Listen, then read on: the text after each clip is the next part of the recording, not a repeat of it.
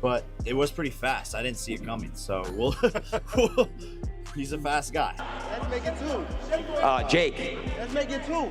I can almost guarantee that no one pays up. Yeah. In this case, this is a circus, dude. This is a sad absolute circus. This is Chaos erupts in Miami as Gervonta Tank Davis shoves Jake Paul during a fiery presser and raises the stakes with a jaw-dropping $2 million bet. Meanwhile, Tony Bellew said he expected the fight between Anthony Joshua and Jake Paul to be finalized, so the announcement of Gervonta Davis facing Jake came as a major surprise. He voiced his concerns that Jake, being a heavyweight, is fighting Davis, who usually fights at 135 pounds. Bellew emphasized that this matchup is unusual, as Davis is almost half the size of Jake Paul. I did all the talk about it being Anthony Joshua. It's definitely going to be AJ. This is getting closer and closer. And then out of the blue, just out of nowhere, it just goes right, I'm fighting Gervonta Davis. So you've gone from a 250 pound, 260 pound, whatever he is, heavyweight, to 135 pound world champion. Yeah. I'm not even sure if Tank has got a belt anymore. Well, I think he has. Yeah, he fought Lamont Roach for it. Yeah. It's insane. It's just insane. I mean, he's half his size. He never fails to surprise us, does he? In addition, Bellew highlighted how these types of gimmick fights bring in millions and called Jake Paul as a marketing genius for being able to get these events done. Still, he admitted he struggles to understand the way people view these matchups. Bellew remarked that he does not know what kind of spectacle fans will witness, but he is certain the public will watch. He predicted that Gervonta Davis would knock out Jake Paul. Fair play. Listen, he's a marketing genius, but when it comes to people depicting his fights, I can't get my head around it. Like, I don't know, like, what kind of freak show people are going to be seeing, but people are going to tune in. And I'm not going to lie, if Tank hits him clean, he's going to sleep. Tank's got legitimate power. Yes, isn't he? We haven't really seen Jake Paul take a proper No, I mean, shot. listen, he'll have a lot of smoke blown up his backside by his coaching team and people like that, but when he gets hit for real, with 10 ounce, well, I'm told it's 16 ounce gloves now, it's like an exhibition. Right. I'm told it's big gloves and head guards, he's gonna need them. He will, yeah. Because if he was to get hit with a pair of 8 ounce gloves off Tank Davis, he's asleep. Furthermore, Tony Bellew noted that watching Gervonta is always exciting since Davis is a vicious fighter who constantly looks for a finish. However, he admitted he still cannot process the idea of Davis stepping in against a cruiserweight like Jake Paul.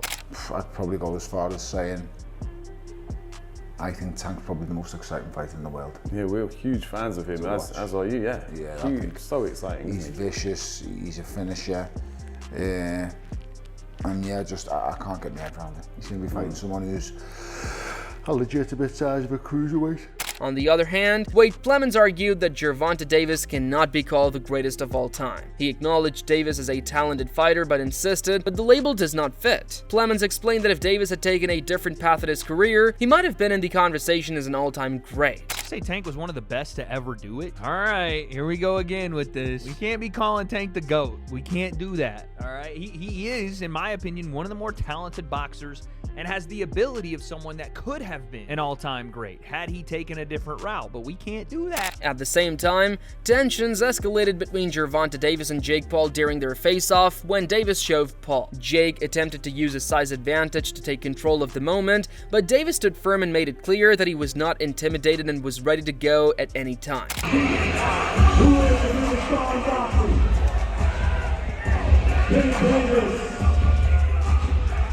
Enjoying the cheese of the day is Miami resident hip-hop star influencer Ruby Rose.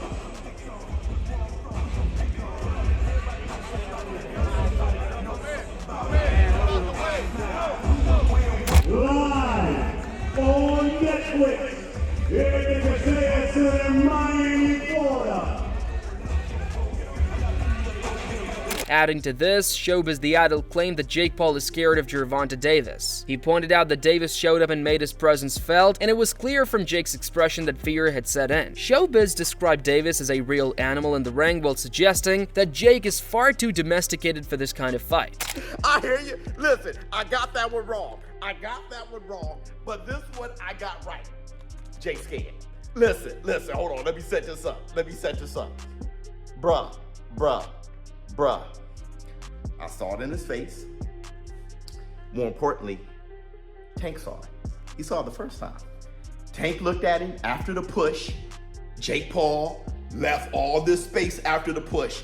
Jake was looking at Tank and he was trying to die. That was not the guy he saw yesterday.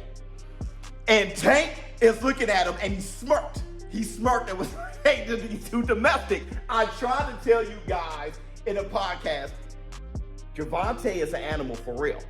Jake is too domestic. Here's the thing, Mike Tyson's an animal too. He was just 60. But he messed around and he got a prime Tank. In response, Jake Paul said he's not afraid of anyone and prefers to settle his rivalries in the ring. He admitted he's not a traditional boxer, but made it clear that whenever he has issues with someone, he handles it through a fight. Paul added that he does not care about outside opinions and insisted this matchup is a legitimate contest. To be honest, like, I have beef. I'm not a traditional boxer. If someone has beef with me and they've talked shit about me and they've called, said things online and criticized my career, let's fucking run it, bro. I'm old school. Like, I'm not a traditional boxer. I just want to fight people and fuck them up. So at the end of the day, if he's gonna talk shit about my career, I don't care about weight, spectacle, WWE, whatever anyone wants to say. Fuck it, bro. We're fighting. Moreover, Jake Paul said he needs to watch the replay of the show because he did not even feel it. He dismissed any claims of being scared and explained that he barely noticed the push when it happened. Paul admitted it was quick and caught him off guard since he did not see it coming. Jake, what'd you feel when Tank pushed you up there? I didn't even notice it at first, honestly. I want to see the replay. Like, I don't even know if I moved at all. But it was pretty fast. I didn't see it coming. So he's a fast guy, but that's what makes this fight interesting. Another twist came during the press conference when Adin Ross confronted Gervonta Davis and challenged him to a side bet. After Jake Paul stepped in, two sides agreed to put big money on the line. The wager was finalized at $2 million, with Jake and Adin contributing $1.75 million and $250K respectively, while Tank Davis put up $2 million of his own. The bet now stands as Tank Davis against Jake Paul and Adin Ross. I f with you heavy, Gervonta, but I want to side bet you. I got Jake winning. We already side betted though. We already did. What was the bet? 200. Let's go 250. Let's go 500. No, hell no. See, Jake, that's what, Jake! Come on, wow. Aiden, you have to take it, bro. Jake, y'all are making $50 million for this on Netflix. I can't do it. You split the bet with me, 250, 250. Easy. Let's make it $1 million. Whoa. Let's make it 2. Jake. Let's make it 2. $1 million total. Yeah. Shake on it. Jake, $1 million. 2 mil? 2 mil? 2 mil. Let's do it. Right here, 2. 2 mil. Jake. Easy work, bro. 2 mil? Oh, they're shaking lefty. 2 mil. There we go. Later, in a media session, Jake Paul confirmed that the bet is real, with $2 million on the line between himself and Adin Ross against Gervonta Tank Davis. He explained that the many bets in boxing never materialize, but this one will be formalized with a contract to ensure Tank Davis is held accountable. It's $2 million on the line, me and Adin Ross versus Gervonta Davis. And, a lot of these bets don't become materialized with these boxers when they say it on stage, but we're gonna go get a contract drawn up. So just like with Tommy Fury, we made the bet. We actually tried to get him to sign the contract for it. He didn't sign it, and then he's like, "Hey, where's my money? I beat Jake Paul." Well, Jake, you didn't sign the contract. Hey, thank you, bro. Yeah. We have $2 million locked now with Gervonta. Yeah, how much do you want to cover of the bet? 250. Perfect. All right. Are you? I'll cover 1.75. That's perfect. Well, we're gonna win, right? Easy work. He's gonna pay up though, right? We're gonna get it in contract. That's okay, let's get it in contract. We're gonna actually go press because a lot of these boxers they make these bets. And okay, they don't follow through. Okay, so let's get in contract. I'll sign my name too. Yep. Perfect. However, Wade said he can't guarantee that nobody will actually pay up on the wager. He pointed out that such bets have never truly been honored and reminded that time and time again they failed to materialize. According to him, the only time someone followed through was when Tyron Woodley got a tattoo of Jake Paul's name after their fight. Number one, I entertained this because Aiden got involved and it's a fun thing. I can almost guarantee that no one pays up on this bet. It has never happened. We've seen bets time and time again with Jake Paul fights and other fights. The only time we ever saw someone actually quote-unquote pay up their side of the bet was when Tyron Woodley actually went and got a tattoo of Jake's name on his hand after Jake knocked him out. That's the only time I've ever seen anyone pay up in these bets. Furthermore, he added that he doubts the bet will amount to anything, pointing out that moments after shaking on the deal, Gervonta Davis went on social media and wrote that Jake Paul was never going to see $2 million regardless of the outcome. Wade highlighted this as proof that the whole situation was nothing more than hype. I highly doubt anything comes of this. And also, Gervonta tweeted out right after the press conference, he was never getting that $2 million. I don't give a fuck what happens. Just as quickly as the bet was made, it's kibosh. In other words, this is all bullshit. Meanwhile, Jake Paul stressed that there is a lot at stake since both fighters are young and still in the prime of their careers. He said the loser will face global embarrassment, their fan base will be let down, and the defeat will be witnessed by everyone. Paul warned that the outcome could even be a career-ending loss.